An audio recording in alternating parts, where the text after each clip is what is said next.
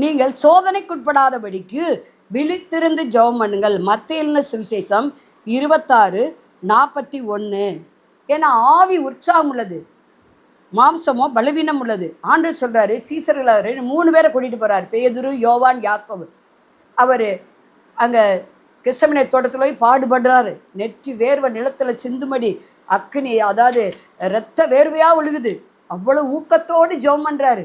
இவங்க 3 பேரை மட்டும் கூட்டிகிட்டு போயிடறாரு. இவங்க 3 பேருமே உறங்குறாங்க.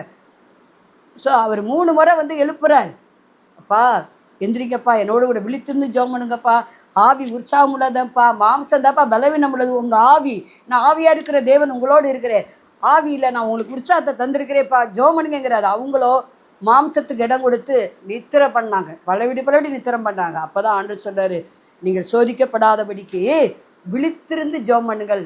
விழிப்பு ஜெபம். ஏன்னா இரவுல தான் சாத்தான் கிரியை செய்வான்.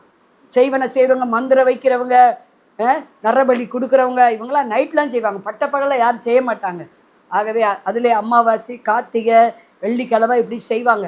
ஆனால் அது நமக்கு பள்ளிக்காமல் போகணும்னா விழித்திருந்து மாதம் ஒருக்காவது விழிப்பு ஜெபம் பண்ணுங்க. விழித்திருந்து ஜெபம் பண்ணுங்க. இரவை பகலாக்குங்க. எஸ்தர் இரவை பகலாக்குனானா ஆக்குனா 3 நாள் அள்ளும் பகலாக அவள் ஜெபிக்கிறாள். அதனால தான் பாருங்க, அவள் 127 நாட்டுக்கு ராஜாத்தியை உயர்த்தப்பட்டாள். அவள் ஒரு ஏழை, அவள் ஒரு அனாதி ஸ்திரீ, அனாதை. சித்தப்பா பக்கம் வளர்றா, சித்தப்பா கூட வளர்றா. ஆனால் பாருங்கள், அவனுக்கு ஆசை பாருங்கள், 127 நாட்டுக்கு ராஜாவாக இருக்கிறவனுக்கு மனைவியாக உள்ள நம்ம பிள்ளையை நம்ம எடுத்து வளர்ப்பு பிள்ளைய மனவாட்டியாக மாற்றிடணும் ஆசை. நம்மளை உயர்ந்த ஸ்தானத்தில் வைக்கிறது தேவ சுத்தமாக இருக்கிறது.